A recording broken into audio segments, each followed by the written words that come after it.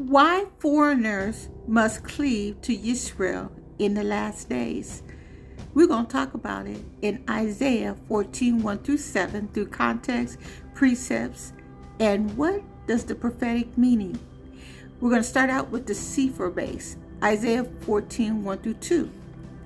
For Yahuwah will have mercy on Jacob, and will yet choose Yisra'el, and yet set them in their own land, and the strangers shall be joined with them, and they shall cleave to the house of Jacob.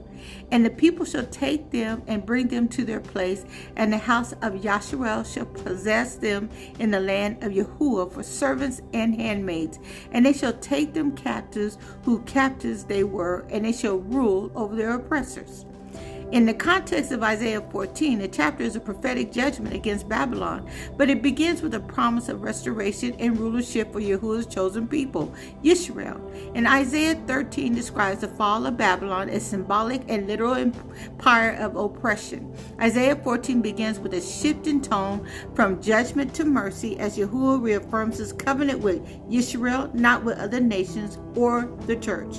So who is this for? Let's be clear on this. Yahuwah is addressing the descendants of Jacob, the 12 tribes of Yisrael. This includes the scattered lost tribes, northern kingdom, and Yehuda, southern kingdom. It's a future promise not yet fulfilled that after captivity, slavery, and persecution, Yisrael will be regathered, restored, and exalted. Yahuwah will choose Yisrael again. This disproves replacement theology, the false doctrine that Christians or the church have replaced Israel. I have to drill this in your head because Christians are indoctrinated with it. And it doesn't matter what race or ethnicity or color you are. If you believe in Christianity and you're letting the Gentiles teaching you, you think that you have replaced Yahuwah's chosen people. And it's not true.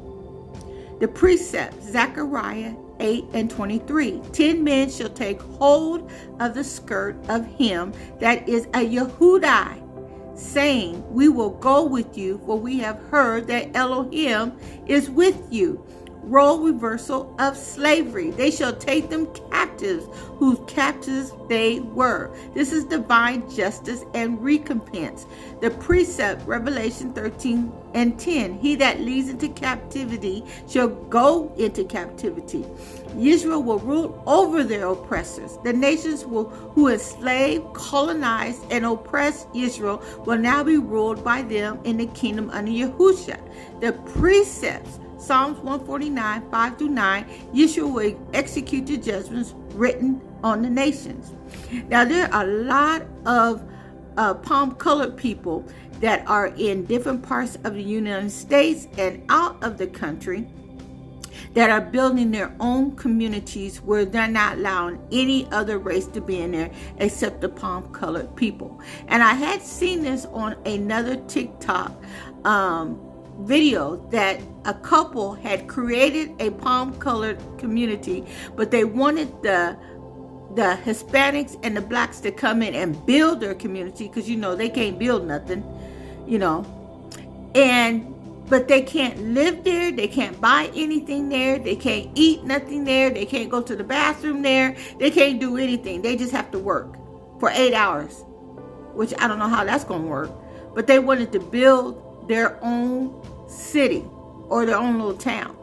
And the interviewer was saying, why are you doing this? This is because God said that we need to be set apart, and we're going to be ruling and reigning, and we're going to be ruling and reigning over our own, you know, over those people. And so we have to prepare for our cities so they can come in and we can tell them what to do.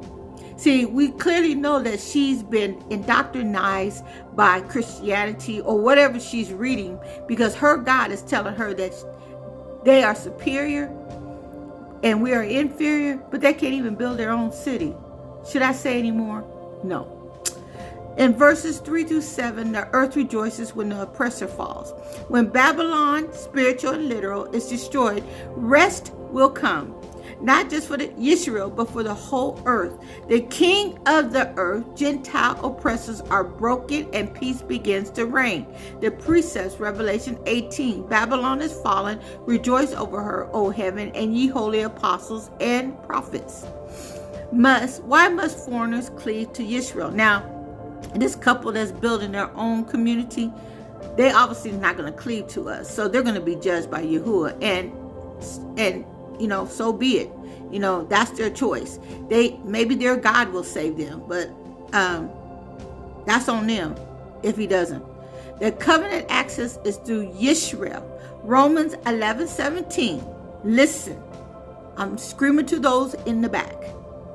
Gentiles are grafted into the olive tree Yisrael, not the other way around. And I'm not just talking about palm-colored people.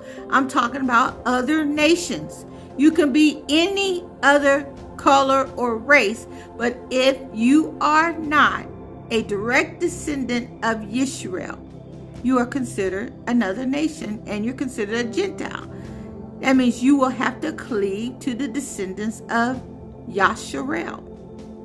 Okay? Ephesians 2:12-13. Without Yisrael, Gentiles are strangers to the covenants without Elohim. Restoration order. Yahuwah's kingdom is not democracy, it's order. Yahusha rules. Yisrael reigns with him. The nations serve. Cleaving is an act of submission and reverence, not dominance. Not like the palm-colored slaves masters did to us, our ancestors. They ruled them with dominance and fear and torture and unaliving and everything that Yahuwah is going to judge them for, and their descendants, and they're really in the fire right now. The prophetic fulfillment of the remnant, only those Gentiles who cleave to Yisrael's truth and forsake idolatry, listen up, like Christianity, will enter the kingdom. The precept, Isaiah 56:6-8, the sons of the stranger that join themselves to Yahuwah will I bring to my holy mountain. So in Isaiah 14, Yahuwah's end time promise to Yisrael mercy, restoration, and rulership. That Gentile foreigners who repent, cleave, and submit to Yisrael's Elohim and covenant people will be spared and served in the kingdom. You'll be serving Yisrael's descendants and ancient Israel and the 12 tribes in the New Jerusalem. And it's not up in the sky where you think you're floating around. It's here on earth, the New Jerusalem. False doctrines that replace Israel or exalt the church are rooted in lies from Satan. The judgment of Babylon and the rise of true Yisrael are central to Yahuwah's redemptive plan. Now make sure you listen to this video very clearly, and if you need to play it over and over, Gentiles, then let it sink in. Let Yahuwah speak to you and let you repent.